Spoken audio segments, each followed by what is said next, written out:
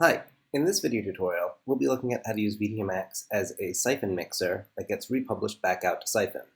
So I'm going to start by making a new project, and I'm just going to quickly show you that I'm running GIF to Syphon. So there's a little app that just publishes GIFs out to Syphon, and I'm using this right now so I can pull random kitten GIFs from Giphy. We're also running our new Project Milk Syphon. So this is an audio reactive music visualizer that's based off of Project Milk or Milk Drop if you've heard of that. So it's kind of a classic visualizer, and this comes with a whole bunch of awesome presets that you could switch between. And both of these just published to Syphon, so you can use them in a lot of other VJ apps. So I'm just going to hide these so we don't actually have to see them right now, although you can bring them up if you need the interfaces for them.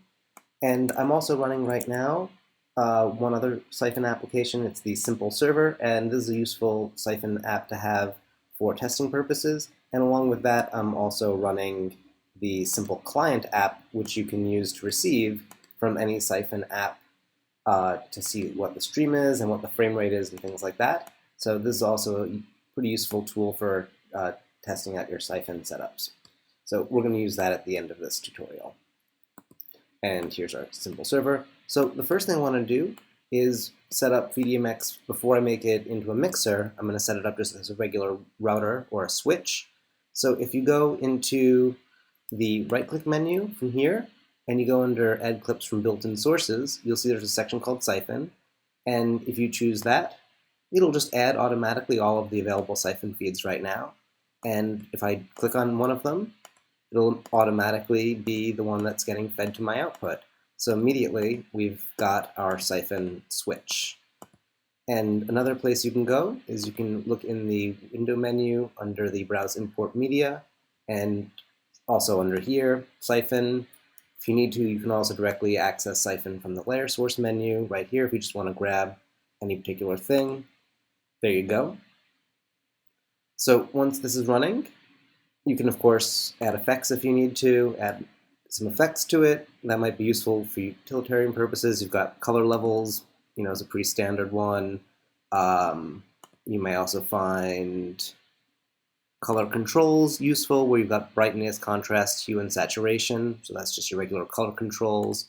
So those are ones you might want to have just like on a very basic setup for this. But right now we're not focusing on effects. The next thing we want to do is maybe preview these as they're coming in. So we're going to go into the plugin section. And for each one of our Syphon sources, I'm going to add a preview window. So we're going to have 3 of them. But you can have as many as you need. And every Syphon source is automatically available for previews to access. And you don't have to have them playing on layers for that to work. So there we go. We can preview any of our feeds, and if we see that something is cool is happening, we can click on them in our bin and trigger them. Pretty simple there, right? So the next thing we want to do is set this up as a mixer so that we can crossfade back and forth between 2 of these. So I'm going to go back in my plugin section and add a 2-channel mixer. And this basically lets you crossfade between 2 layers. So the next thing we need is another layer. So I'll go over to Layers, add another layer, set this to layer 1, set this to layer 2, and within the media bin, you can manually switch which layer is getting triggered to which. So if you want to manually kind of run this crossfader and cut back and forth, you can do that.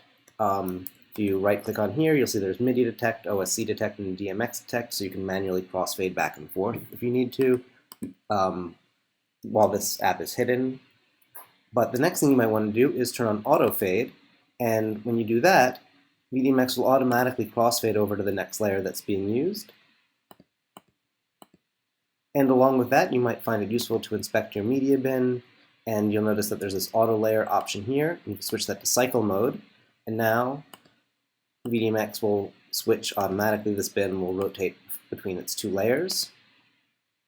Another thing you might find it useful to have in your media bin here, along with your Syphon sources, could be from the built-in sources. some of our built-in generators. So, whoop, I've got a whole bunch of extra ones on this computer, but you might find color bars useful so that you can trigger just a test pattern.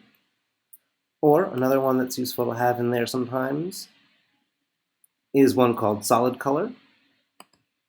And if you have solid color in your bin, you can just have a solid color. That might be useful if you want to have just a black slug in your project so that you can cut to black. One useful trick on that front, and this actually goes for all of these things. So if you go into the Files section, I can click on solid color and set its icon to actually be black there. And I can do this for any of my inputs. So if I want my Project Milk Syphon icon to look more like what it actually looks like, I can set the icon, and now in my media bin, that'll be what it appears as. And if I save this project, then it'll get saved with the project, just like that. But in other cases, you may find it actually useful to see the icon of the application. So for Gift to Syphon, for example, since it's always spitting out different output, you may want to leave the icon there. So the last thing we need to do is then publish this back out to Syphon. So what we can do is go to Plugins, and there's one called Syphon Output. And here, you can choose which layers in VDMX get published back out. So you can have any individual layer before or after its effects are applied, or the main output, which is what we want to do in this case. And here, let's switch back to this. And now I'll switch back over to Simple Client, and we'll see that the main output from VDMX is available, just like that. So, hide that. Now that we know that Syphon's being received somewhere else, and you can receive that in whatever other applications you're running that support Syphon. Another trick that you might find useful is to group your layers and then publish that group instead of your main output.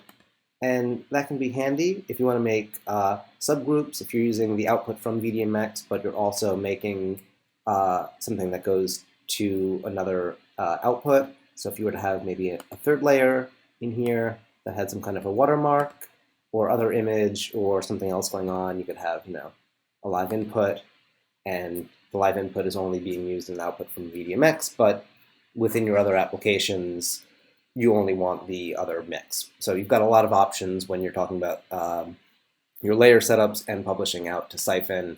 And of course, you might find it useful to have yet another preview window that's showing, what your main output is specifically, or what your individual submixes look like. So you've got a lot of options when it comes to your preview windows and how you're routing things together. So I hope you enjoyed this tutorial and you make some good use out of it. Thanks for watching.